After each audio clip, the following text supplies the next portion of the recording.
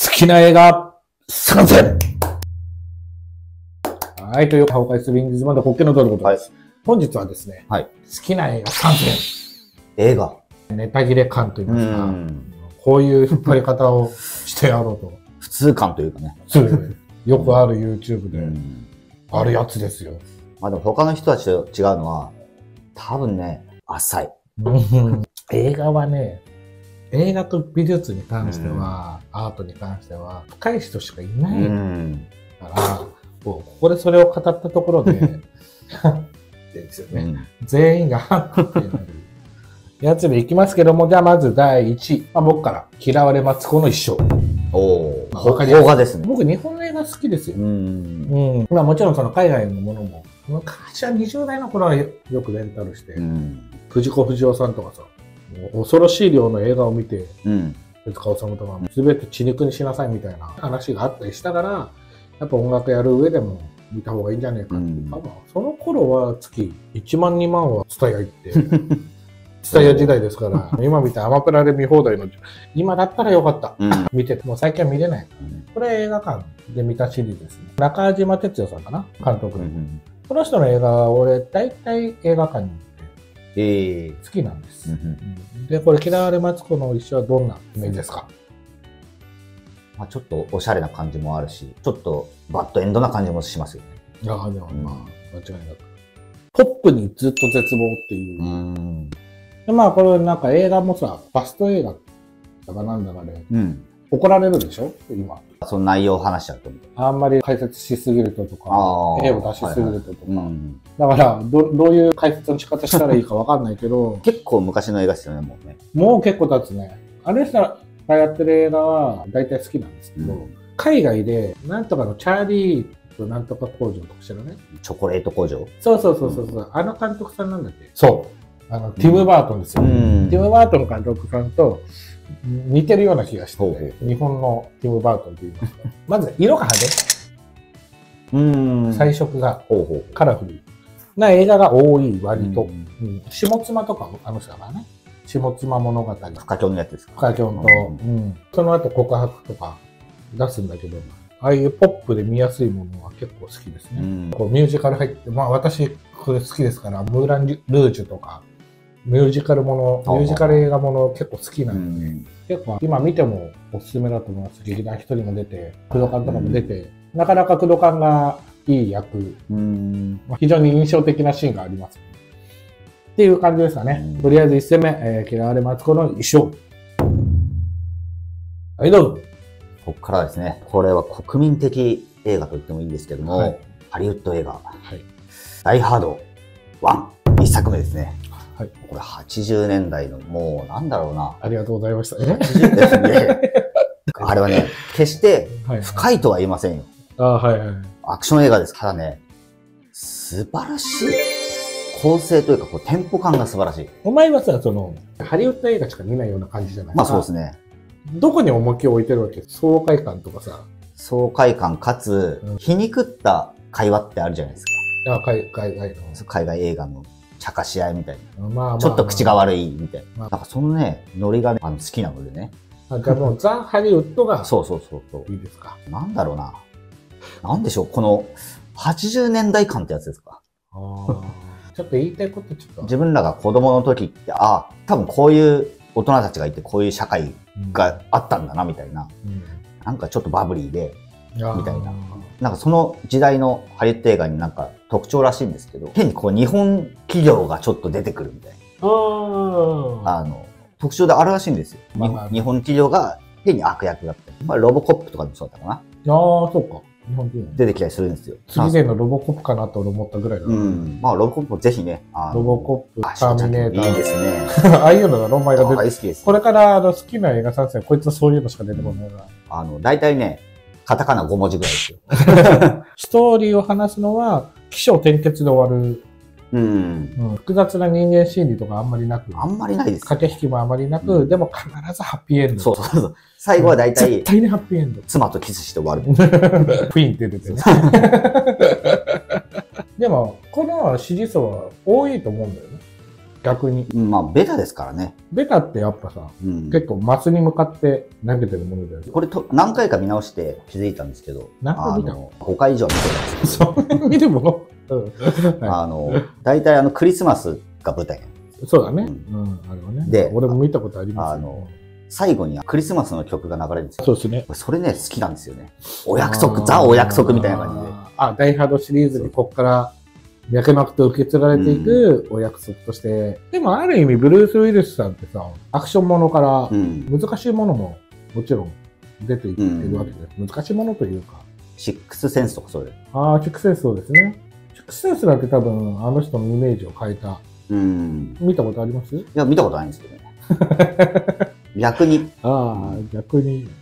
アクションしねえんだ。シックスセンスは本当に当時、要するにネタバレを語らないでくださいっていう最後にテロップが出てたからね。あの映画は。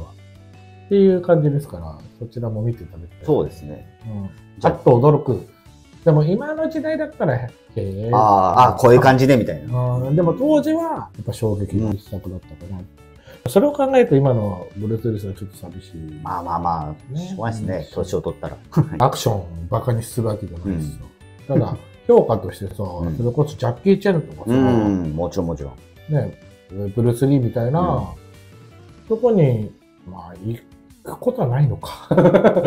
でも、ある意味では、そういう肉体派の路線は一瞬行ってたような気がする、そうだね。そのあたり、80年代後半から90年代のジャッキー・チェンもそうですけど、その辺が大好きなんですよね。ジャッキー・チェンも好きジャッキー・チェンもあれよ。今でも、思い出しますもん。このシーン、ジャッキーっぽいわ。ジャッキーのこういう。そう水拳とか。壁と壁をこうやってこう。よくと思う。もしくはこう、テナントから落ちて、こう、屋根にぶつかってから一番下に落ちるとかね。ジャッキーは多分ね、映画ファンっていうより、ジャッキーファンっていうカテゴリーが別にあると思う。そこで言うと、ブルース・ウィリスさん、そこのカテゴリーは少ないだろうね。そうだね。好きな人は多いとは思うけどさ。アクション専門ではないからね。確かに、当時の名優といいますか、一世を風靡したダイハードなんてね。そこから駆け上がっていった感じかな。日本では特にそうなんだよね。海外はわかんないけど、どういう評価で。当時はね、髪もまだありましたんでね。ふっささでもない。ふっささではないけどね。くたびれたおじさんが体を張って活躍するっていうのね。今でかっこいいヒーローって感じはないかもしれないですけど、なんか熱いものを感じますね。特に高年代になってからね。年を取って、髪の毛も少なくなってみて気づく。それであんなさ、千枚痛風こんなにやりたくないよね。血まみれになってね、タンクトップ1枚で。そういう CM もあったもんな、ポカリかなんかで。なんかあったような気がします。幅広い世代、逆に今のことは知らないかもしれない。アマプラで見てください。5回以上見て第3世ですかね。はい。もうこれは、もう俺の中では結構一番好きなうちのカテゴリーの一つ、いろんな映画あります。ナイト・オブ・ザ・リビング・デッド。セカンドかな？何ですか？ナイト・オブ・ザ・リビング・デッド知らないですね。これ多分みんな知ってるぐらい。最近のやつ？最近ではないですね。ただ、最近のものもある。なんでかっていうと、リメイクされ続けてる作品だから、最近のがいつ頃かもわかんないぐらいですけど、ゾンビ映画なんですよ。超有名な。ゾンビ映画ってさ、ホラー映画っていうのはさ、ゾンビって、終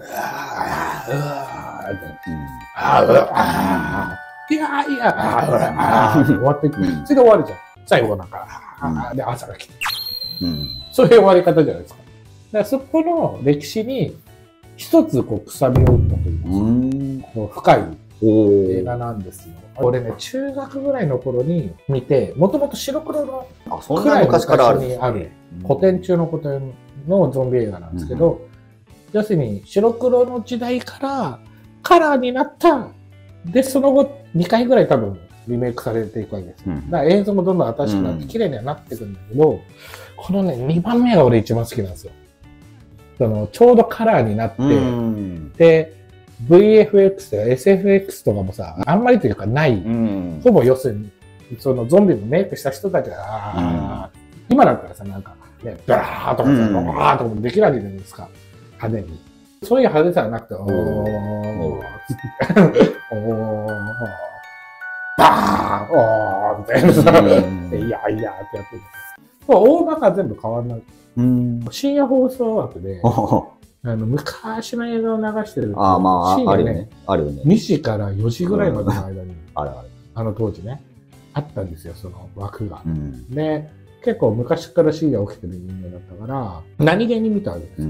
多分中学ぐらいかな。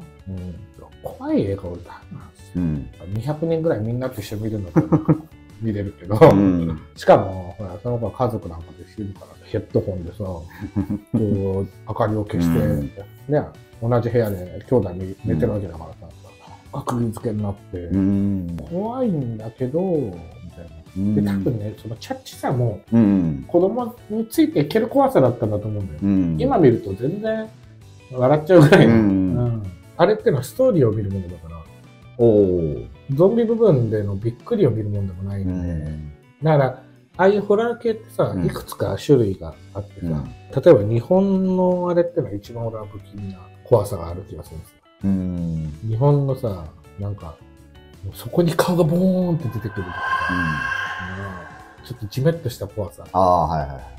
海外のってもっとカラッとしてるじゃん。びっくり系だよね。そう。驚かすぞ、驚かすぞ、返してこっちみたいな。日本でもそういうのあるけど、もっと地味。そうだね。いきなしここに顔がドーンと出てくるとかさ、なんていうびっくりのさせ方もちょっと日本の方が気持ち悪い感じ。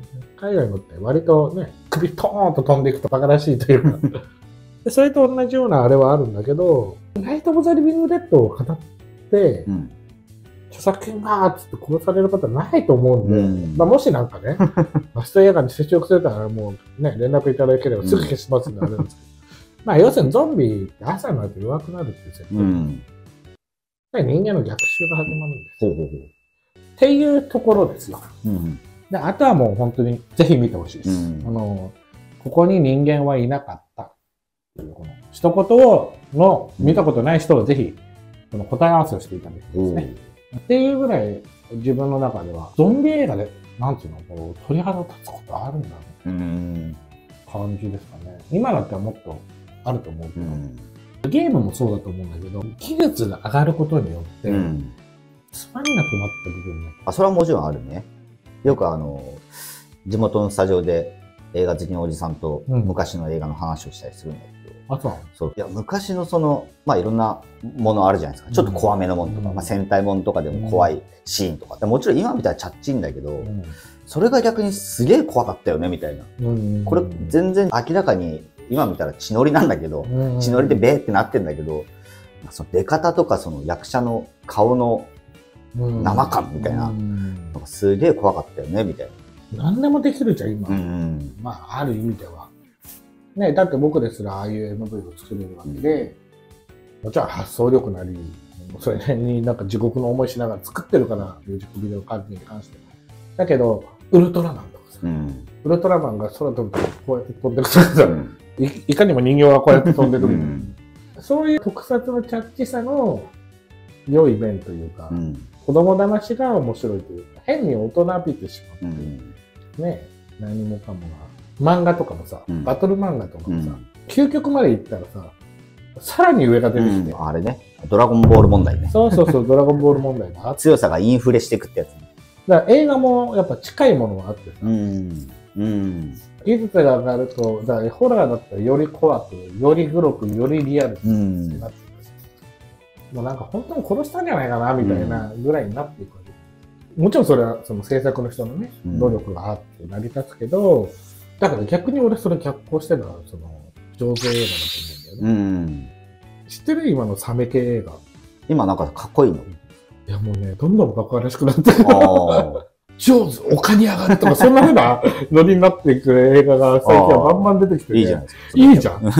しかもなんつうの、こう、もう、まあ、だから自主で作ってんだろうねって思うけど、ここでサメがバタバタバタバタつってこう、女の人が、あーつって、なんか写真をコマ送りしたものみたいので、途中で、みたいな。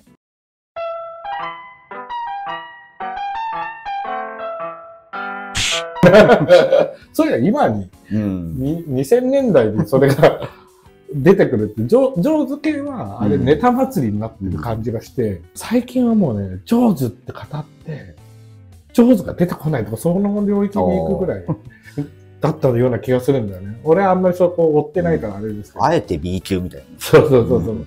だから、あっちの流れも、ぜひね、出てきてほしいなって、ザ特撮みたいな、そのおもちゃの面白さみたいな。出てるのかもしれないね。我々なんか最近映画見てない。今なんてその、アマゾンなり、アマプラなりで映画なんか見放題じゃないですか。そうですね。まあそういう風な見方ももちろん俺もするけど、ぜひ映画館で、というわけで、本日は、好きな映画、3選でございます。それでは次回は、ロボコップでお会いしましょう。お疲れ様です。お疲れ様です。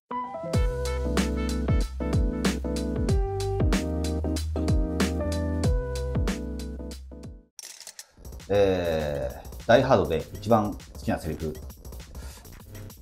ピザの出前頼んでんじゃねえぞ。